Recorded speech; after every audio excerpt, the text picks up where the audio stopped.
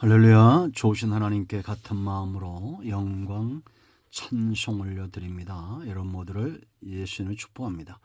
오늘도 여호와 일에 복된 날, 응답의 날 될 것을 확신합니다. 자, 오늘은 잠언 25장 13절 말씀 묵상합니다. 기도합니다.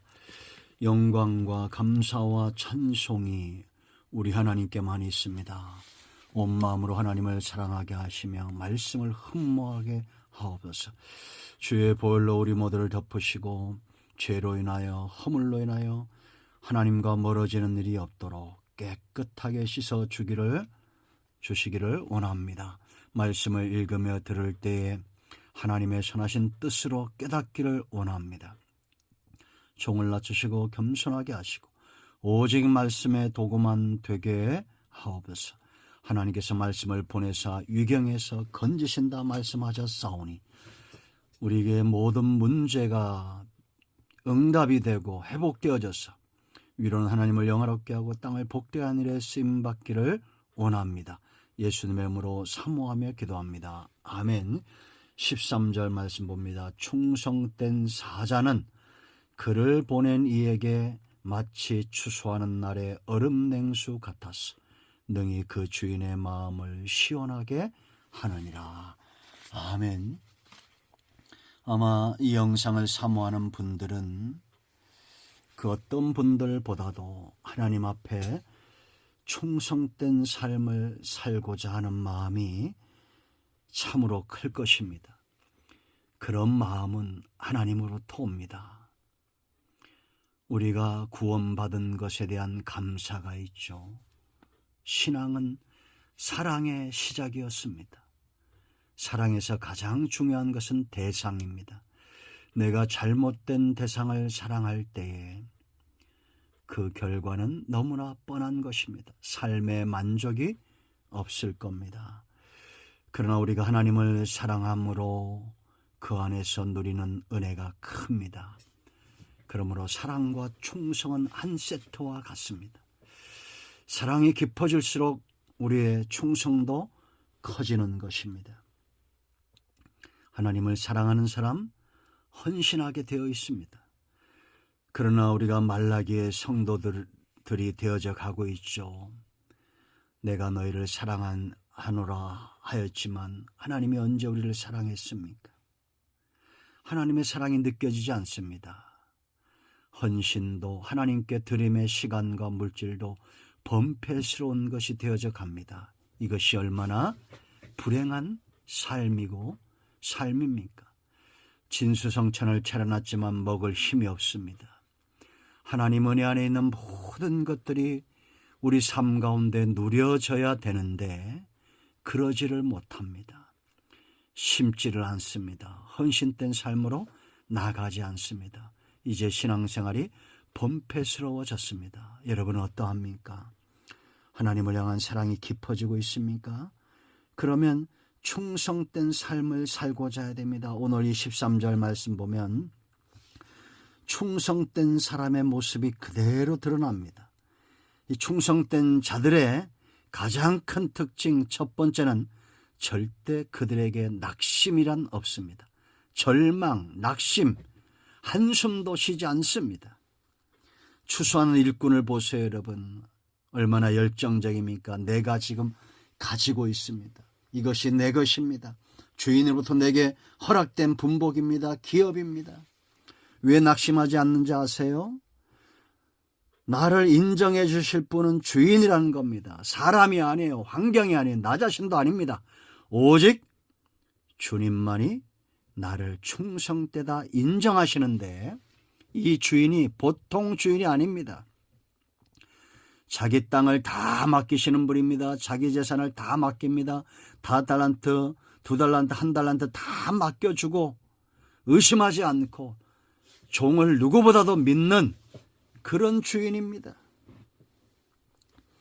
여러분, 남들에게 인정받으려고 할 때부터 낙심의 그림자가 드리워집니다. 내 스스로 만족하기 위해서 헌신하고 충성하는 순간부터 절망의 그림자가 드리워집니다. 내 있는 모습 그대로 나를 인정해 주시고 나를 위해 주시고 나를 일으켜 세워주시는 아들까지 주시는 하나님, 나의 주, 나의 하나님. 이 하나님을 의식하고 사는 자, 그 하나님 앞에 사는 자, 낙심은 없습니다. 절망은 없습니다. 그 하나님의 모든 것을 내 것으로 누리는 자, 절대 절망하지 않습니다. 자, 이들은 충성된 자들의 두 번째 특징은 성과보다 순종을 기뻐합니다. 여러분, 마태복음 25장 21절 말씀을 보면 주인이 돌아와서 5달란트, 2달란트 받은 자를 똑같이 칭찬하죠. 착하고 충성된 종아, 너희가 적은 일에 순종했다는 겁니다. 이 충성된 자들에게 있어서 성과보다 중요한 것은 순종하는 거예요. 여러분, 우리가 어느 순간부터 성과에 치중하게 되다 보면 노예가 됩니다. 노예에게는 기쁨이 없어요. 절망입니다. 그러나 순종을 즐기는 자들이 있습니다. 주인을 아는 자들이에요. 성과에 치중했던 1달란트 받은 자는 주인을 나쁜 사람으로 매도합니다. 여러분, 이 주인에게 있어서 얼마나 많이 남겼느냐는 중요치 않아요. 네가 얼마나 순종했느냐가 중요한 겁니다. 그들은 게으르지 않습니다. 자신의 욕심을 위하여 살지 않습니다. 여러분, 5달란트, 2달란트 받은 자만 이 게으름을 안 폈다고 생각하죠. 게으르지 않았다고 생각하죠. 제가 볼 땐 1달란트 받은 사람도 게으른 사람은 아닙니다.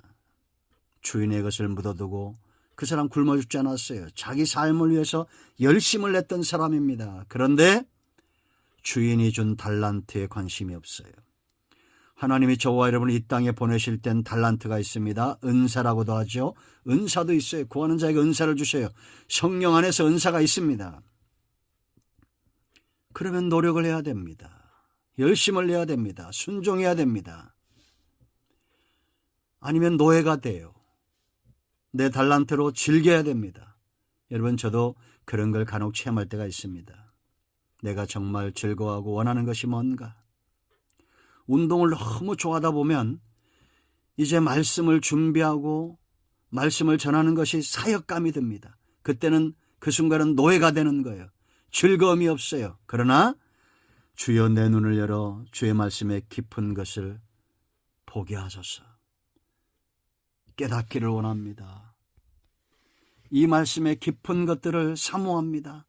이 말씀이 내 입에 꿀처럼 답니다. 이 말씀이 내 길에 등이 되고 길잡이가 되고 내 영혼을 소성시키시고 지혜롭게 하고 즐거움을 주고 그럴 때 기쁘게 순종합니다. 내게 주신 달란트죠. 여러분은 하나님으로부터 무엇을 받았습니까? 무엇을 받았든지 하나님 앞에 즐거운 순종을 하십시오. 그 사람이 바로 충성된 자입니다. 자, 세 번째, 주인의 마음을 기쁘게 합니다. 13절 또 한번 볼까요? 충성된 사자라고 그랬습니다. 그를 보낸 이에게 마치 추수하는 날의 얼음 냉수 같았어. 능히 그 주인의 마음을 시원하게 하느니라. 여러분, 이 사람은 주인의 마음을 시원하게 하고 주인의 마음을 기쁘게 하고, 다시 말하면 주인의 마음을 만져주는 종이다. 주인과의 관계, 주인과의 소통, 이것은 어떤 헌신보다 귀하다, 이렇게 보시면 돼요. 특히 신앙생활은 그러합니다. 여러분, 우리가 주의 일에 바쁘다는 핑계로 주인 되신 하나님과 깊은 영적 교제를 버리는, 멀리하는 어리석은 종이 되면 안 됩니다. 주인의 일을 바쁘게 하면서도 우리는 더 중요한 것,